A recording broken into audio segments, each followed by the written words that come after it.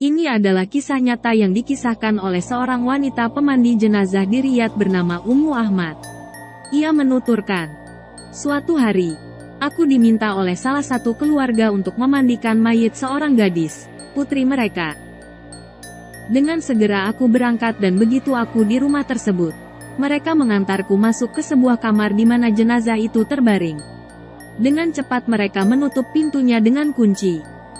Entah mengapa aku sendiri bergidik melihat apa yang mereka lakukan. Aku melihat ke sekelilingku.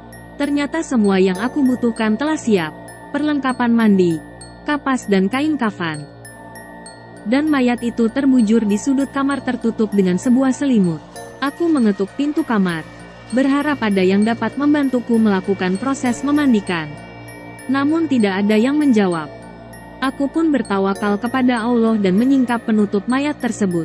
Aku sungguh terkejut dengan apa yang kulihat. Aku menyaksikan sebuah pemandangan yang membuat gemetar seluruh tubuh. Wajah jenazah itu terbalik. Tubuhnya mengering dan warnanya sangat hitam. Aku sendiri telah banyak memandikan jenazah. Sudah banyak yang aku lihat. Namun yang seperti ini belum pernah aku lihat. Aku segera mengetuk pintu rumah itu dengan segenap tenagaku berharap ada yang bisa memberikan penjelasan atas apa yang aku lihat. Tapi sepertinya tidak ada seorang pun di rumah. Aku pun terduduk berzikir, membaca bacaan zikir dan meniupkannya ke seluruh tubuhku hingga rasa takutku mereda. Allah pun memberikan pertolongannya kepadaku dan aku pun mulai memandikannya.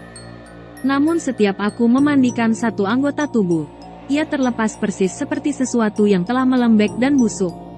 Itu sangat merepotkanku. Hingga akhirnya ketika aku selesai memandikannya, aku pun mengetuk pintu kamar itu dan memanggil-manggil mereka. "Tolong bukakan pintu. Aku sudah mengafani mayit kalian." Aku dalam kondisi menunggu seperti itu cukup lama. Hingga akhirnya ketika mereka membuka pintu, aku segera bergegas meninggalkan rumah itu tanpa bertanya mengapa dan apa penyebab jenazah itu menjadi seperti itu. Setelah aku pulang ke rumahku, aku hanya bisa terbaring selama 3 hari akibat tindakan keluarga itu menguncikan pintu kamar tersebut dan akibat menyaksikan pemandangan yang mengerikan itu. Aku kemudian menghubungi salah seorang syekh dan menceritakan padanya apa yang terjadi. Maka beliau mengatakan, "Kembalilah menemui mereka dan tanyakan mengapa mereka menutup pintu itu dan apa yang terjadi pada putri mereka." Aku pun pergi menemui keluarga itu kembali. Kepada mereka aku mengatakan, "Demi Allah, aku minta kalian menjawab 2 pertanyaanku. Pertama, mengapa kalian menguncikan pintu kamar itu untukku? Dan kedua, apa yang terjadi pada anak gadis kalian itu sehingga kondisinya seperti itu?" Mereka menjawab, "Kami menutup pintu itu untuk Anda karena sebelumnya kami telah memanggil 7 orang untuk memandikannya. Namun ketika mereka melihat kondisinya mereka semuanya menolak untuk memandikannya.